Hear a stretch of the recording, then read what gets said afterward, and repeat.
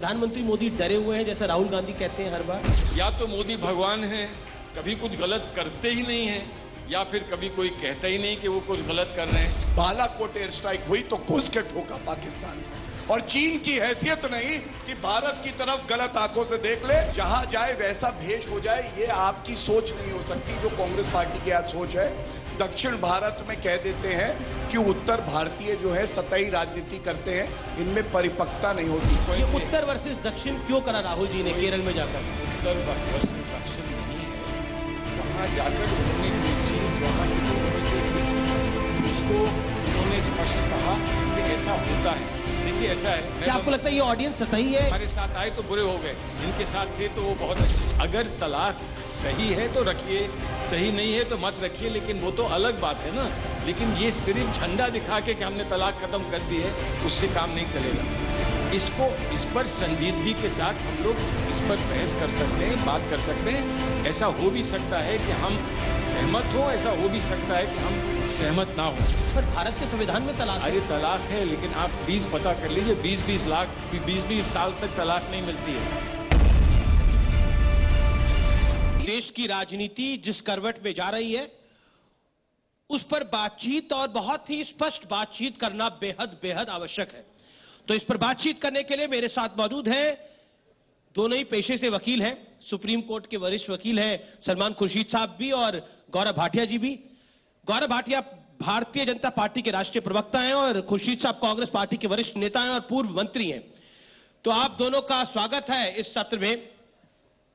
सबसे पहले गौरव भाटिया, आरोप आप पर है और आरोप यह है कि आप लोग सांप्रदायिक राजनीति की जननी है, यानी इस देश में ध्रुवीकरण सांप्रदायिक राजनीति भारतीय जनता पार्टी ने 90 के दशक में खड़ी करी, 2014 आते आते मुखर कर दी और 2019 में तो विदाउट एनी डाउट आपने इस पर पूरा चुनाव लड़ डाला। सबसे पहले तो अमीर जी मैं आपको बताऊं कि जब मैं विभिन्न प्रांतों में जाता हूं तो हमारी सबसे पहली आइडेंटिटी तो भारतीय की है, लेकिन हर कोई कहता है इस प्रदेश की जय हो। आज मैं उस भूमि में हूं जो उत्तर प्रदेश कहलाता है और जो उत्तम प्रदेश बन रहा है, तो जय उत्तर प्रदेश की सबसे पहले। और ये वो लखनऊ है जिसने मनोज पांडे जी जैसे, और मैं लखनऊ का ही निवासी रहा हूं, पढ़ा यही हूं, बड़ा यही हुआ हूं, तो अपनी नफासत के लिए जाना जाता है, अपनी भाषा के लिए जाना जाता है और अपनी वीरता के लिए जाना जाता है। आपने जो मुझसे प्रश्न किया, मैं सबसे पहले शुरुआत करूंगा कि धर्म की राजनीति भारतीय जनता पार्टी कर रही है। जब मैंने राजनीति में प्रवेश किया तो देश के प्रधानमंत्री मनमोहन सिंह जी थे, उनको यह कहते हुए सुना लाल किले की प्राचीर से कि इस देश के संसाधनों पे पहला हक मुसलमानों का है, अल्पसंख्यकों का है। और यह गर्व है मुझे कि श्री नरेंद्र मोदी जी देश के प्रधानमंत्री हैं 7 साल से, और एक बार भी उन्होंने आज तक भेदभाव नहीं किया है कि गैस का सिलेंडर उज्ज्वला में हिंदू के घर जाएगा कि मुसलमान के घर जाएगा। पर वो सिलेंडर बड़ा महंगा हो गया है, किसी के घर भी जाए। आपने धार्मिक बात करी। दूसरी बात देखिए, आप देखिए अमीर जी, ऐसा है कि एक सेकंड, मुझे लगता है चर्चा करने दीजिए। बहुत मैं सलमान खुर्शीद जी जैसे प्रवक्ता बैठे हों और वहां से आवाजें आए तो मैं समझता हूं ये उचित नहीं होगा जी। दूसरी बात, महिलाओं को सम्मान मिले, ये हमारा संविधान कहता है। संविधान के ज्ञाता है सलमान जी, इनसे मैंने बहुत कुछ सीखा है, अधिवक्ता के तौर पे भी और एक नागरिक के तौर पे भी। आप मुझे बताइए, किसी में हिम्मत थी? शाहबानो का जजमेंट आया, पलट दिया गया क्योंकि तुष्टीकरण की राजनीति हो रही थी। जी, और ये नरेंद्र मोदी जी की इच्छा शक्ति है कि ट्रिपल तलाक को एक अपराध बना के जो हमारी मुस्लिम बहनें हैं उनको उनका सम्मान दिलाया। ये धार्मिक राजनीति नहीं होती, ये संविधान के तहत राजनीति करना होता है। तीसरी बात जी सुन लीजिए, अब आपने ऐसा प्रश्न, बस मैं कम समय में अपनी बात पूरी करूंगा। तीसरी बात, इस बात पे गर्व है मुझे भारतीय जनता पार्टी की जो सोच है कि हम हर नागरिक को बराबर मानते हैं। मैंने देखा है कि योगी आदित्यनाथ जी इस प्रदेश के मुख्यमंत्री हैं और कोविड के समय में उनके पिता का देहांत हो गया। एक पुत्र के लिए इससे बड़ी संकट की घड़ी नहीं हो सकती। वो उत्तर प्रदेश की जनता के लिए तत्पर लगे रहे और उन्होंने सेवा करी, क्योंकि वो इसे अपना परिवार मानते हैं। दूसरी तरफ मुजफ्फरनगर दंगे हुए थे, समाजवादी पार्टी की सरकार थी, 1800 घर थे गांव शामली में, और 5 लाख रुपया उनको दिया जाए जो मुसलमान और हिंदू नहीं। तो आप दर्द में भी अगर मुस्लिम और हिंदू देखेंगे तो इस राजनीति को धिक्कार है, और भारतीय जनता पार्टी ने दिखाया कि सब नागरिक बराबर। खुर्शीद साहब, भारतीय जनता पार्टी कहती है कि हम सबको एक नजर से देखते हैं और विपक्ष जो है वो तुष्टीकरण की राजनीति करता है। कांग्रेस में भी पिछले 2-3 साल में एक बड़ा बदलाव देखने को मिला है। गुजरात के चुनावों से हमने वो बदलाव देखा। राहुल गांधी वहां पे शिव भक्त हो गए, प्रियंका गांधी वाड्रा इस समय यूपी की इंचार्ज है, वो भी मंदिर मंदिर जा रही है। क्या आपको लगता है कि सियासत में हिंदुत्व कांग्रेस की भी अब मजबूरी बन गई है? देखिए, पहले एक बात मैं स्पष्ट करूं जी कि अगर मुझे मस्जिद जाने का अधिकार है, जो कि है जी, नमाज पढ़ने का अधिकार है, और मेरे लोग, मेरी बिरादरी के लोग, मेरे दोस्त, मेरे साथी ये समझते हैं कि अगर मैं ये करता हूं तो मैं सही हूं, कि सिर्फ पैसा कमाना, राजनीति करना जीवन का लक्ष्य नहीं होना चाहिए, ये एक बड़ा महत्वपूर्ण हिस्सा है जीवन का। तो ये कैसे कहा जाए, कैसे कहा जा सकता है कि अगर कोई हिंदू धर्म में विश्वास रखता है, किसी पार्टी में क्यों ना हो, तो वो मंदिर जाता है तो वो दिखावा कर रहा है? क्या उसका अधिकार नहीं है मंदिर जाने का? ये बात कैसे इस देश में उठ रही है कि एक मंदिर जाए तो अच्छी बात है, दूसरा मंदिर जाए तो अच्छी बात नहीं है, एक नमाज पढ़े तो अच्छी बात है, दूसरा नमाज पढ़े तो अच्छी बात नहीं है। अरे जो मंदिर जाता है इस देश में, मैं तो ये कहता हूं कि हम एक दूसरे के मजहब से जुड़ें, ताकि कभी मैं भी मंदिर जाऊं, कभी तुम भी मस्जिद आओ। मैं तो ये कहता हूं। तो ये किस बात का झगड़ा यहां है कि कोई मंदिर जाता है? मैं कहता हूं कुछ भगवान पे भी छोड़ दीजिए, सारे निर्णय हम ले लें और ये ले लें कि कौन, किसकी आस्था सही है, किसकी आस्था सही नहीं है। जी, भगवान पे भी तो छोड़ दीजिए, भगवान किसी की आस्था मानता है नहीं मानता, उस पे भी छोड़ दीजिए। खुशी से मैं कुछ फैक्ट्स को कोट करना चाहता हूं। इनकलाब अखबार है, उर्दू का बड़ा अखबार है, उसमें खबर छपी कि राहुल गांधी ने जो मुस्लिम इंटेलेक्चुअल्स थे उनकी मीटिंग में बोला, हां कांग्रेस मुसलमानों की पार्टी है। लेकिन गुजरात के चुनावों में बोला गया कि राहुल गांधी जनेऊधारी ब्राह्मण है, फिर बोला गया शिव भक्त है। तो क्या आपको लगता नहीं है कि अपॉर्चुनिटी पॉलिटिक्स, जिसे हम कहते हैं कि मौका देखकर खेल खेलना, वो भी एक्सपोज हो रहा है धीरे? देखिए, दो बातें हैं। अगर एक्सपोज हो रहा है तो हो रहा है, डेमोक्रेसी में हर चीज होती है।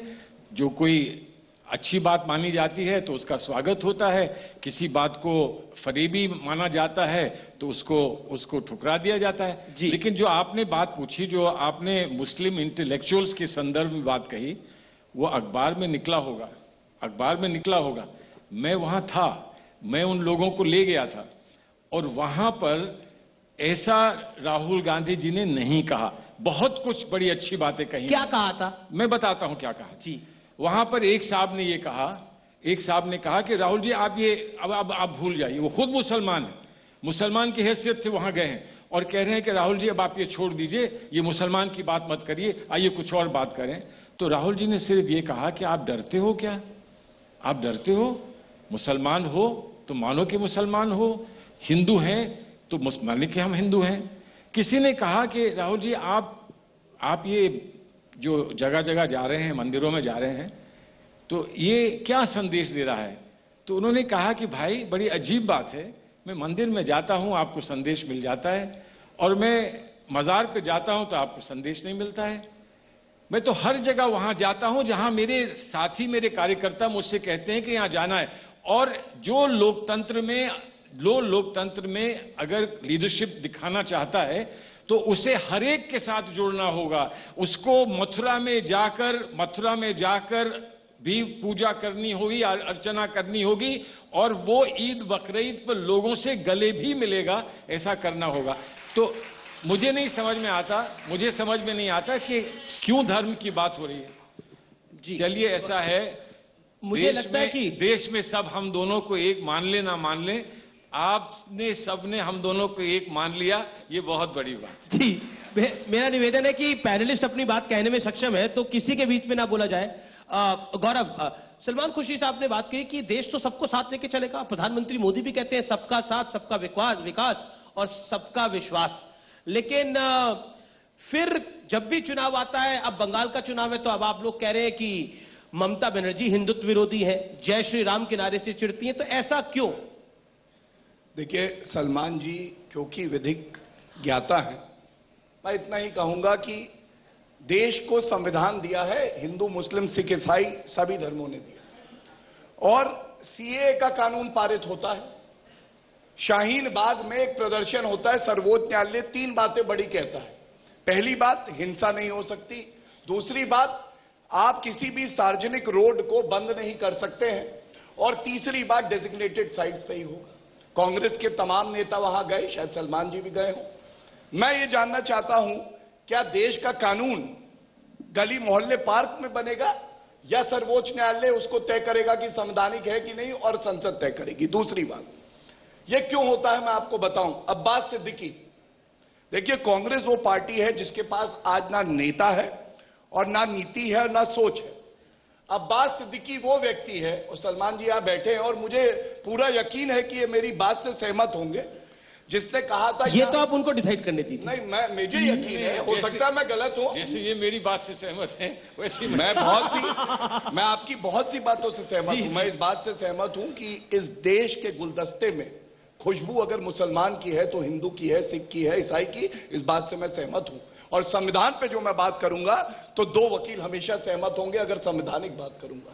और इसीलिए आज मैं इधर उधर की कोई बात नहीं करूंगा, केवल संविधान की बात करूंगा। और ये देश मोदी जी के नेतृत्व में, योगी जी के नेतृत्व में संविधान का पालन कर रहा है, ये बात मैं उठाना चाहता हूं। और इसी यकीन से मैंने कहा आप सहमत होंगे। अब आप मुझे बताइए, अब्बास सिद्दीकी, उसने कहा ये कोविड आया, या अल्लाह 50 करोड़ हिंदू मरेंगे, कबूल करो हमारी दुआ।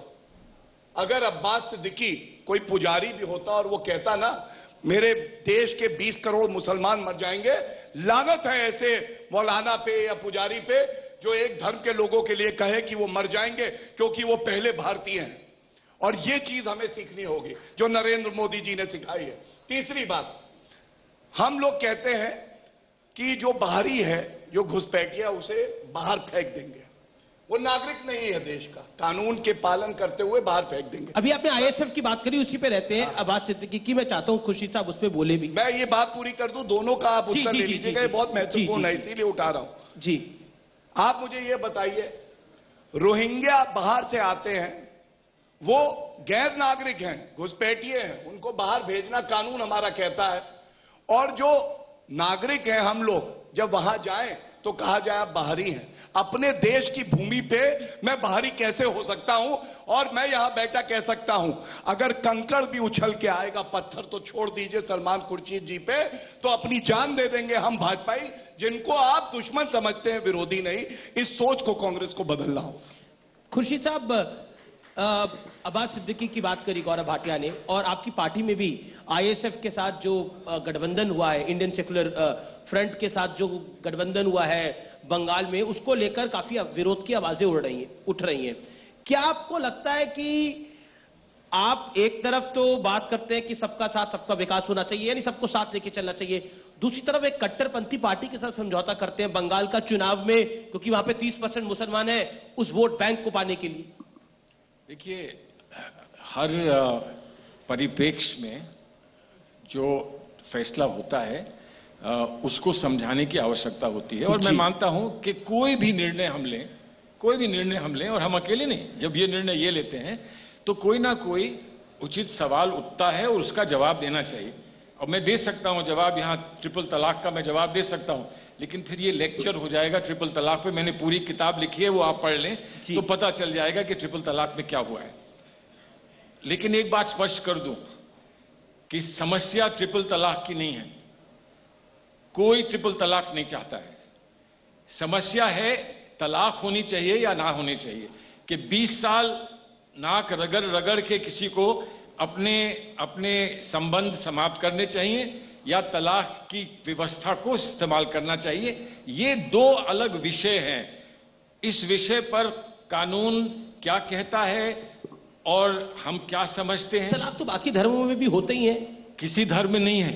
नहीं, तलाक कानून से लिया जाता है। बात तलाक सुनिए, हिंदू में भी तलाक होते हैं, हिंदुओं क्रिश्चियंस में भी होते हैं, पारसियों में भी होते हैं, जैन में भी होते हैं। हिंदू धर्म में तलाक नहीं है, लेकिन हिंदू धर्म के रिफॉर्म के बाद। पर भारत के संविधान में तलाक है। अरे तलाक है, लेकिन आप प्लीज पता कर लीजिए, 20-20 साल तक तलाक नहीं मिलती है। अगर तलाक सही है तो रखिए, सही नहीं है तो मत रखिए, लेकिन वो तो अलग बात है ना। लेकिन ये सिर्फ झंडा दिखा के कि हमने तलाक खत्म कर दी है, उससे काम नहीं चलेगा। इस पर संजीदगी के साथ हम लोग इस पर बहस कर सकते हैं, बात कर सकते हैं। ऐसा हो भी सकता है कि हम सहमत हो, ऐसा हो भी सकता है कि हम सहमत ना हो। सवाल इस बात का आता है कि कहां पर आप ये फैसला करते हैं कि किसको आप डाइल्यूट करें। लोग हैं, कोई आक्रोश में होता है, हम ये कहें कि इससे हम बात नहीं करेंगे क्योंकि ये आक्रोश में है, हम बात नहीं करेंगे, या उसको समझाकर बुझाकर ठंडा करके उससे बात की जाए, तो आप पर ये इल्जाम लगेगा कि आप तो यार बदतमीज लोगों से बात करते हैं। लेकिन रोहिंग्या का मैं बता दूं, रोहिंग्या हो या कोई और हो, हम पूरे विश्व में ऐतिहासिक रूप से, सामाजिक रूप से माने जाते हैं कि हमारा उदार मन है और भारत ने हमेशा लोगों को रिसीव किया है। अपने ऊपर खतरा लेकर तो लोगों को रिसीव नहीं कर सकते। लेकिन अगर खतरा है तो अगर अपने आप से भी खतरा है तो उसको दूर करो, अपने आप से भी खतरा है तो उसको दूर करो। ये मत कहो कि बाहर का है तो इसलिए उससे खतरा है, लेकिन बाहर का आना चाहिए ना आना चाहिए, इस पे अलग बात हो सकती है। रोहिंग्या को म्यांमार जगह नहीं दे रहा, चाइना जगह नहीं दे रहा, बांग्लादेश जगह नहीं दे रहा। मान गया, हमारा मैं मान गया थोड़ी है। तो मैं मान गया।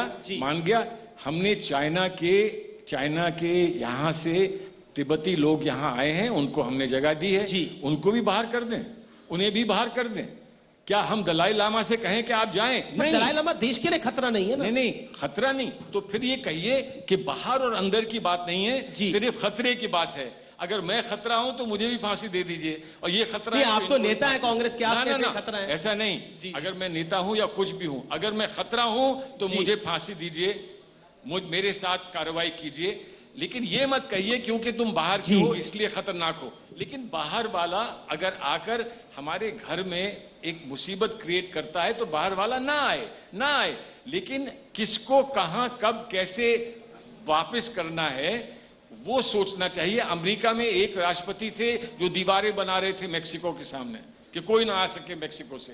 नए राष्ट्रपति आए, उन्होंने वो दीवार खत्म कर दी। लेकिन किसी ने ये नहीं कहा कि ये नया राष्ट्रपति जो है देशद्रोही है, ये नहीं कहा। ये तो गौरव भाटिया इसका बेहतर जवाब देंगे। गौरव जी, देखिए, अभी सलमान जी ने बड़ी अच्छी बात कही। उन्होंने कहा कि इस देश में ट्रिपल तलाक या तलाक होते होते 20 साल लग जाते हैं। तो सलमान जी, ये तो निर्भर करता है कि कैसा वकील आप हायर करेंगे। सलमान जी को करिए, 1 साल से कम में हो जाएगा। वकील अच्छा नहीं होगा तो नहीं होगा। ये एडवर्टाइजिंग अलाउ नहीं है एक दूसरे को।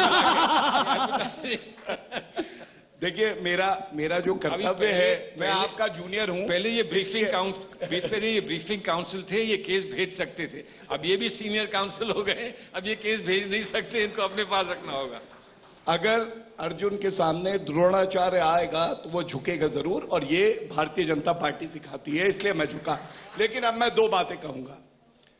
सबसे पहले, सलमान जी मंत्री रहे, देश ने उनको बहुत सम्मान दिया है, प्यार दिया है। मैं समझता हूं जब आपने उत्तर प्रदेश के चुनाव थे 2012 में, संविधान के आप ज्ञाता हैं, और ये तुष्टीकरण और सांप्रदायिक राजनीति कांग्रेस सिखाती है। एक वक्तव्य था कि मुसलमानों को 9% आरक्षण देंगे। हमारा संविधान इसकी इजाजत नहीं देता है, लेकिन यह कहा गया। आपने राहुल गांधी के वक्तव्य को बताया कि हम एक मुस्लिम पार्टी है। मुझे इससे आपत्ति है, इसलिए नहीं कि मुझे मुस्लिमों से दिक्कत है, मुझे इसलिए इससे आपत्ति है कि हमारा संविधान कहता है सब बराबर हैं और वो तार-तार होता है। और तीसरी बात, मुझे यह भी याद है कि सोनिया गांधी के बहुत बड़े एक नेता थे, उन्होंने कहा था कि बाटला हाउस में जब आतंकवादी मारे गए तो सोनिया गांधी की आंखों में आंसू थे। इंस्पेक्टर शर्मा के लिए नहीं थे जिसने शहादत दी, लेकिन आंसू थे आतंकवादियों के। मालूम है क्यों?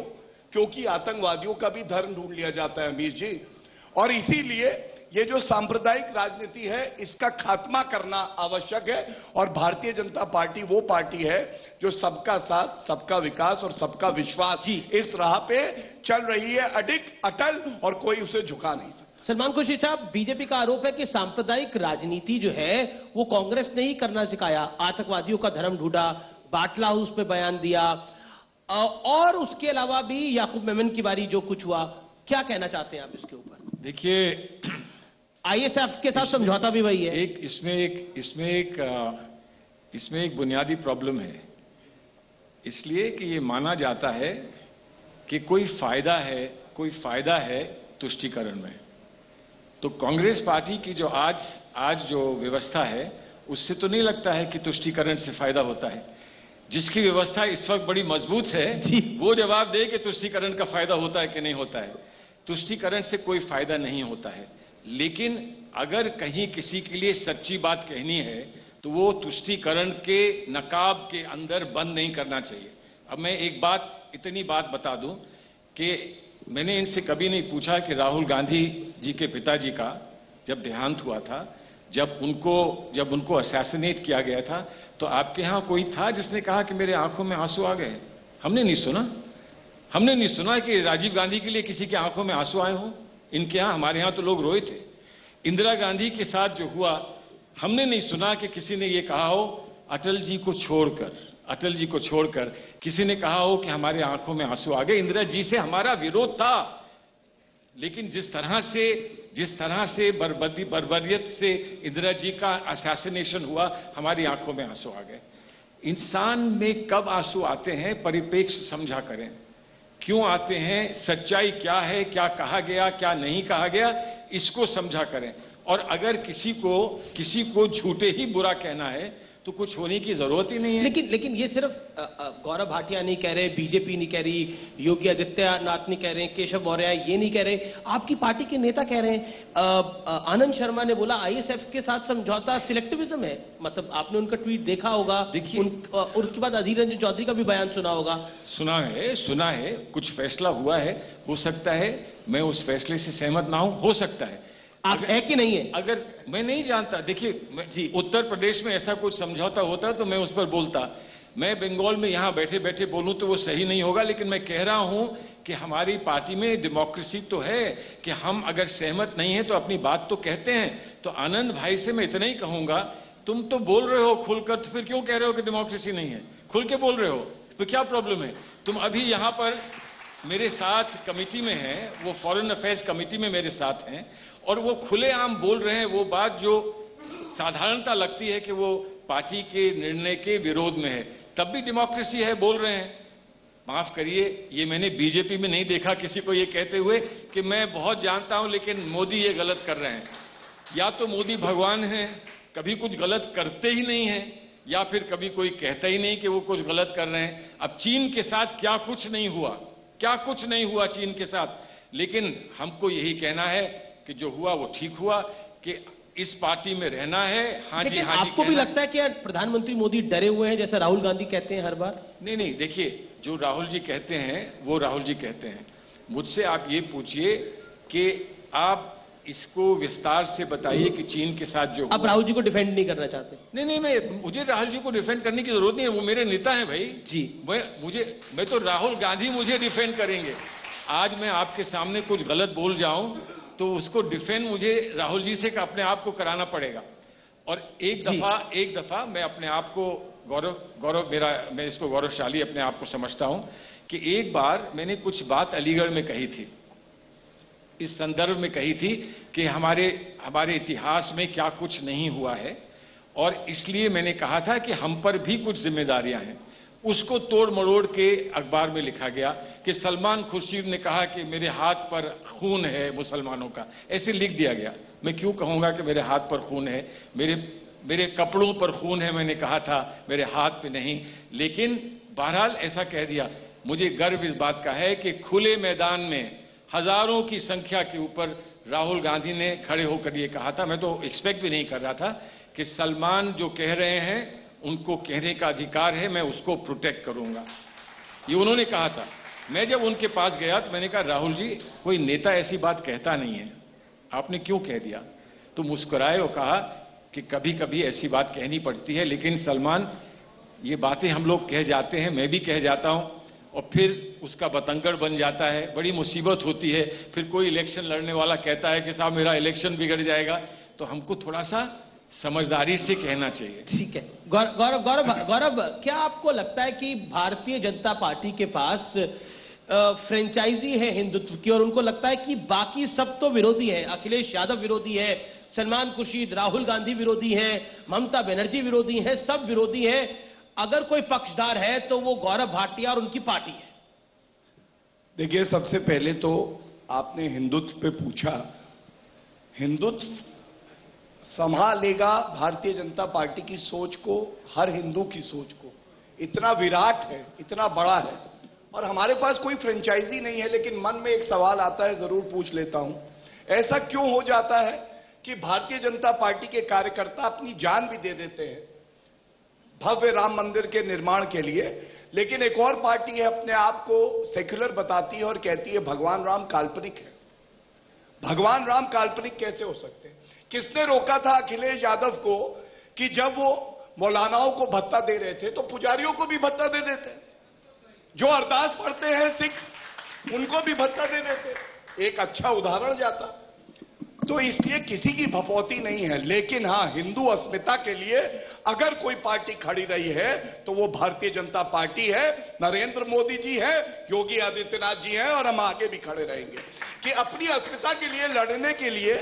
ये मतलब नहीं है किसी और की अस्मिता को कुचलो, खुद की अस्मिता के लिए खड़ा होना, यही सबसे बड़ा लक्षण है कि आप में आत्मसम्मान है, और यह आवश्यक है। दूसरी बात, सलमान जी ने कहा कि आंसू नहीं आएंगे, तो पहले तो अर्ज कर दूं, शक न कर मेरी इन खुश्क आंखों पर यूं भी आंसू बहाए जाते हैं।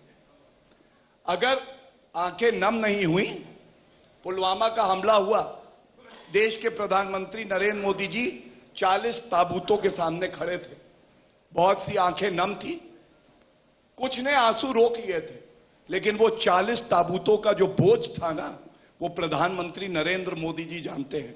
और तब कह दिया जाए कि मोदी जी डरे हुए हैं होम ग्रोन टेररिज्म, क्योंकि चीन की भी बात करी तो मैं डंके की चोट पे कहता हूं, जब बालाकोट एयर स्ट्राइक हुई तो घुस के ठोका पाकिस्तान को, और चीन की हैसियत नहीं कि भारत की तरफ गलत आंखों से देख ले।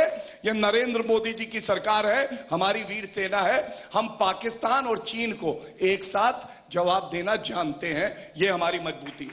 तीसरी बात, एक सवाल है, एक राहुल गांधी ने स्टेटमेंट दिया है, मैं चाहता हूं गौरव भाटिया इस पर आप अपनी राय दें। आरएसएस ने अपने स्कूलों के जरिए हमला शुरू किया है, जैसे पाकिस्तान के कट्टरपंथी इस्लामवादी अपने मदरसों का इस्तेमाल करते हैं, काफी कुछ उसी तरह से आरएसएस अपने स्कूलों में एक खास तरह की दुनिया दिखाता है। कोई ये नहीं पूछता कि आरएसएस का पैसा कहां से आता है, ये सैकड़ों रुपए उन्हें कहां से मिलते हैं हजारों स्कूल चलाने के लिए। यानी ये बड़ा आरोप है, पाकिस्तान के कट्टरपंथी स्कूलों से आरएसएस के शिशु मंदिर की तुलना की गई है। गौरव भाटिया, देखिए, आरएसएस के बारे में मैं यही कहूंगा, आत्मसमर्पण की भावना से, जिसने देश से कुछ लिया नहीं है, सिर्फ दिया है, चाहे वो शिक्षा हो, चाहे आपदा आई हो तो सेवा करना हो, उसकी तुलना मुस्लिम ब्रदरहुड से कर देना अपने आप में देश का अपमान है, केवल आरएसएस का नहीं। और एक बात आप मेरी समझ लीजिए जो बड़ी आवश्यक है, इनके नेता आनंद शर्मा जी, कपिल सिब्बल जी, गुलाम नबी आजाद जी क्या कह रहे हैं और कांग्रेस पार्टी क्या कर रही है, ये विरोधाभास। आईएसएफ से समझौता कर रहे हैं, लेफ्ट के साथ है बंगाल में, लेकिन केरल में लेफ्ट के खिलाफ ही लड़ रहे हैं, ये विरोधाभास है। और हर जगह कहीं ना कहीं कांग्रेस आज बैसाखियों पे चल रही है। जी, राहुल गांधी जी का मैं धन्यवाद देता हूं, क्योंकि जब भी वो कैंपेन करते हैं तो ये वाकई सच्चाई है कि वो हमारी पार्टी के ही स्टार कैंपेनर बन के करते हैं कैंपेन। हमें कोई दिक्कत नहीं कि बहन डुबकी लगा रही है गंगा में, वो समुद्र में कूद रहे हैं और पार्टी कहां जा रही है ये हम सबको पता है। ये सलमान जी एक सवाल निश्चित तौर पर अगर मैं नहीं पूछूंगा तो ये नाइंसाफी होगी दर्शकों के साथ भी। कांग्रेस की स्थिति, जिस स्थिति में आज की तारीख में कांग्रेस है, G23 अलग राग अलाप रहा है, ग्रुप 23 जिसको नाम दिया गया है, लगातार आप देख रहे हैं गुजरात में पार्टी को हार का सामना करना पड़ा, उत्तर प्रदेश के अंदर कांग्रेस लगातार स्ट्रगल कर रही है, अभी पुडुचेरी में सरकार थी वो चली गई हाथ से। क्या कहना चाहते हैं इन हालातों पर आप? देखिए, मुझे समझ में नहीं आता, इसलिए समझ में नहीं आता कि अगर मेरे पास अगर जवाब ये होता कि हम पार्टी की स्थिति में कैसे परिवर्तन लाएंगे और पार्टी कभी जिस उरूज पर थी वैसे हम कैसे ले जाएंगे, अगर मेरे पास ऐसा जवाब होता तो मैं यहां क्यों बैठा होता? मैं वहां पर लोगों को बता रहा होता हमें ये करना है। लेकिन आपने जो कहा है उसमें क्या कुंठा है या उसमें एक खुशी है, हर्ष है कि ये कह रहे हैं कि एक डुबकी लगा रहे हैं, एक दूसरी जगह जा रही हैं, एक्सेट्रा। तो इन्हें क्या तकलीफ है?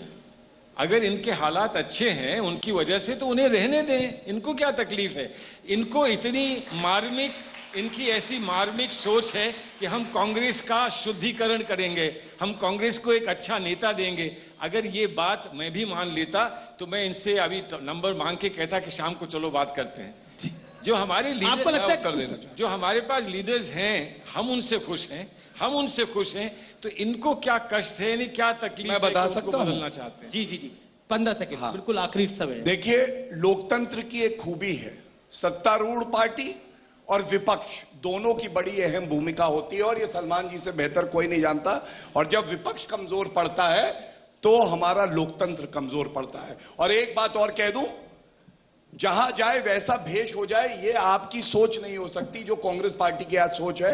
दक्षिण भारत में कह देते हैं कि उत्तर भारतीय जो है सतही राजनीति करते हैं, इनमें परिपक्वता नहीं होती। आज मैं उत्तर भारत में बैठा हूं, मुझे गर्व है कि देश को सबसे ज्यादा प्रधानमंत्री अगर किसी प्रदेश ने दिए हैं तो उत्तर प्रदेश ने दिए हैं।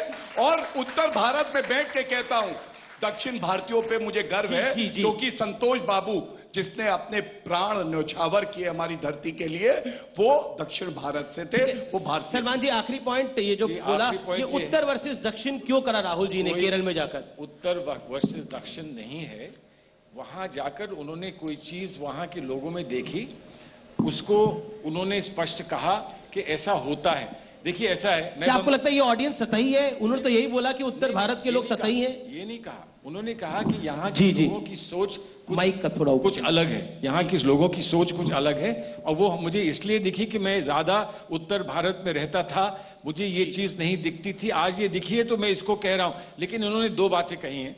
इन्होंने कहा कि विरोधाभास, इन्होंने कहा जहां गए वहां वैसे हो गए।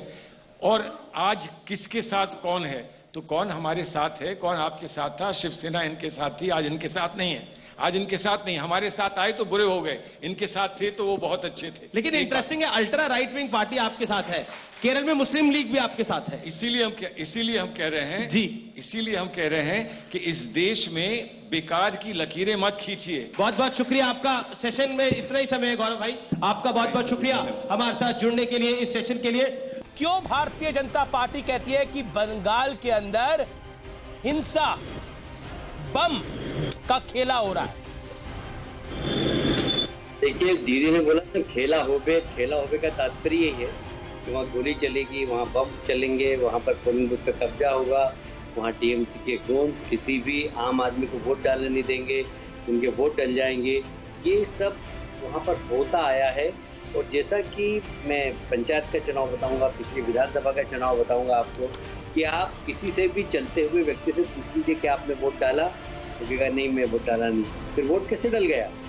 तो यहाँ पर वोटिंग परसेंटेज 70 से ऊपर होता है बंगाल में। 10, 20, 25% लोग वोट डालने जाते हैं, बाकी सब टीएमसी के गुंडे कब्जा करते हैं और वोट डाल देते हैं। ममता बनर्जी का कॉन्फिडेंस इस समय सर चढ़ के बोल रहा है। उनका यह मानना है कि वो बंगाल तो जीत रही है और उसके बाद वो दिल्ली जा रही है नरेंद्र मोदी को हटाने के लिए। देखिए, 2 मई को परिणाम आ जाएंगे और आपके मुंह से ही हम सुनेंगे कि सरकार किसकी बन रही है।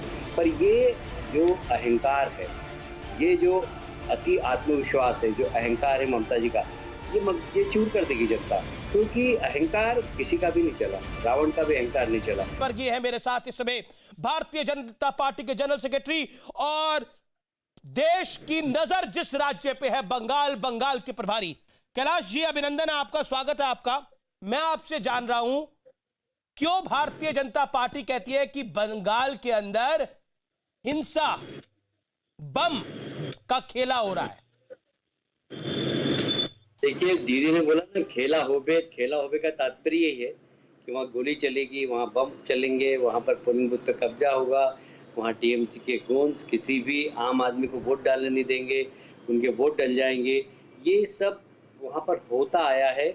और जैसा कि मैं पंचायत का चुनाव बताऊंगा, पिछली विधानसभा का चुनाव बताऊंगा आपको, कि आप किसी से भी चलते हुए व्यक्ति से पूछ लीजिए कि आपने वोट डाला, वो कहेगा नहीं मैं वोट डाला नहीं। फिर वोट कैसे डल गया? तो यहाँ पर वोटिंग परसेंटेज 70 से ऊपर होता है बंगाल में। 10, 20, 25% लोग वोट डालने जाते हैं, बाकी सब टीएमसी के गुंडे कब्जा करते हैं और वोट डाल देते हैं। ये टीएमसी का इतिहास रहा है। लेकिन लोकसभा चुनाव के अंदर लेकिन कैलाश जी एक चीज, लोकसभा चुनाव के अंदर भारतीय जनता पार्टी को 18 सीटें मिली, तब तो पब्लिक ने वोट डाला था। टीएमसी को 22 मिली, तब तो पब्लिक ने वोट डाला था। बहुत अच्छा प्रश्न किया आपने। उस वक्त पहली बार पश्चिम बंगाल के इतिहास में इतना सेंट्रल फोर्स लगा था। सेंट्रल फोर्स यदि नहीं होता तो मुझे नहीं लगता कि हम लोग चुनाव जीत पाते। और अभी भी यदि चुनाव आयोग सेंट्रल फोर्स का उपयोग नहीं करेगा तो चुनाव कोई भी नहीं जीत सकता। यहाँ पर सिर्फ और सिर्फ असामाजिक तत्वों की सरकार है जो कि ममता जी के संरक्षण में यहाँ पर काम करती है। यहाँ सिंडिकेट राज है जो कि ममता जी के संरक्षण में काम करता है। यहाँ कट मनी लेने वालों का राज है जो ममता जी के संरक्षण में और उनके भाइपों के संरक्षण में काम करता है। एक पैरेलल सरकार है यहाँ पर असामाजिक तत्वों की, जिसको कि सिंडिकेट राज कहते हैं। लेकिन देश के अंदर कहीं नहीं है, सिर्फ पश्चिम बंगाल के अंदर। लेकिन महत्वपूर्ण बात यह है, आपने बोला सेंट्रल फोर्सेस नहीं आएंगी तो यहाँ पे कोई चुनाव नहीं जीत सकता। लेकिन ममता बनर्जी का आरोप है, देखिए सेंट्रल फोर्सेस को लाकर बीजेपी अपनी ताकत दिखाने की कोशिश कर रही है। टीएमसी का भी यही आरोप है। इसको आप कैसे लेते हैं? क्योंकि देश के गृह मंत्री अमित शाह जो है वो भारतीय जनता पार्टी से आते हैं, बीजेपी के बड़े नेता हैं, उनका बंगाल में भी बड़ा इंटरेस्ट है, इससे ये बात किसी से छुपी नहीं हुई है। इसको आप कैसे देखते हैं? देखिए, 2011 के चुनाव में ममता जी ने खुद इलेक्शन कमीशन से जाके कहा था कि सेंट्रल फोर्स दीजिए। देश के उसके उस समय तत्कालीन प्रधानमंत्री थे अटल बिहारी वाजपेयी जी, उनसे कहा था कि लोग वोट डाल सके, ऐसा वातावरण बनाए। और उस चुनाव में सेंट्रल फोर्स लगा, सीपीएम की सरकार थी, लोग निर्भीक होकर वोट डाल सके। जब सीपीएम की सरकार गई और ममता जी गद्दी पर बैठी, ममता जी जैसे गद्दी पर बैठी तो वो सेंट्रल फोर्स का विरोध करने लग गई। अब उन्होंने वही टैक्टिस जो सीपीएम वाले करते थे, जो पोलिंग बूथ पे कब्जा करते थे, जो वोट डालने नहीं देते थे, वो वाली टैक्टिस उन्होंने प्रारंभ कर दी। अब वो उनका विरोध कर रही है। देखिए, ये ममता जी का दोहरा चरित्र है। यही ममता जी 2005 के लोकसभा के अंदर घुसपैठियों के खिलाफ उन्होंने कागज फाड़कर लोकसभा के तत्कालीन उपाध्यक्ष के चेयर पर फेंक दिया था कि सीपीएम की सरकार घुसपैठियों को प्रवेश दे रही है और वोटर लिस्ट पे नाम लिखा रही है। जैसे ही वो मुख्यमंत्री बनी, उन्होंने घुसपैठियों को फिर से बुलाना चालू कर दिया और वोटर लिस्ट पे नाम लिखाकर अपना वोट बैंक बनाया। लेकिन तो ये दोहरा चरित्र है, ये दोहरा चरित्र ऑन रिकॉर्ड है। कैलाश जी, मेरा एक आपसे बड़ा स्पष्ट सवाल है और आप स्पष्ट बात करने के लिए जाने जाते हैं। ममता बनर्जी ने कलाईकुंडा में एक रैली को संबोधित किया और उन्होंने स्पष्ट रूप से बोला बंगाल हम जीतने जा रहे हैं और बंगाल जीतने के बाद मैं 2024 की तैयारी करूंगी, बीजेपी को दिल्ली से हटा दूंगी, बंगाल में हराऊंगी, निस्तेनाबूद करूंगी और फिर दिल्ली से साफ कर दूंगी। ममता बनर्जी का कॉन्फिडेंस इस समय सर चढ़ के बोल रहा है। उनका यह मानना है कि वो बंगाल तो जीत ही रही है और उसके बाद वो दिल्ली जा रही है नरेंद्र मोदी को हटाने के लिए। देखिए, 2 मई को परिणाम आ जाएंगे और आपके मुंह से ही हम सुनेंगे कि सरकार किसकी बन रही है। पर ये जो अहंकार है, ये जो अति आत्मविश्वास है, जो अहंकार है ममता जी का, ये चूर कर देगी जनता। क्योंकि अहंकार किसी का भी नहीं चला, रावण का भी अहंकार नहीं चला और इसलिए अहंकारी व्यक्ति कभी राजनीति के अंदर सफल नहीं होता। ठीक, इसको आप अहंकार ले रहे हैं, लेकिन ये विश्वास भी हो सकता है। आपको विश्वास है आपकी 200 सीटें आएंगी, उनको विश्वास है कि वो सरकार बनाएंगे और उसके बाद दिल्ली से आपकी सरकार को हटाएंगी। ये विश्वास भी हो सकता है। ये अहंकार क्यों? आपकी 200 सीटें अहंकार नहीं, उनके जीतना अहंकार, ऐसा क्यों? उनकी जमीन खिसक चुकी है और इसीलिए जो भी कुछ चल रहा है अभी, मैं ये नहीं कहता मैं उनके चोट पर कोई मेरी शुभकामनाएं वो जल्दी स्वस्थ हो, पर जो भी चल रहा है कुर्सी पर बैठकर, इससे सहानुभूति कभी भी नहीं मिलती। एक बात ध्यान रखना, लोग सहानुभूति प्राप्त करने के लिए कुछ भी करने लगे तो जनता अब नासमझ नहीं है कि पूरे की पूरे रोड शो का वीडियो हो रहा है। वो घटना जिसमें 4-5 लोग आकर धक्का देके चले गए, वो घायल हो गई, उसका वीडियो ही नहीं है किसी के पास भी।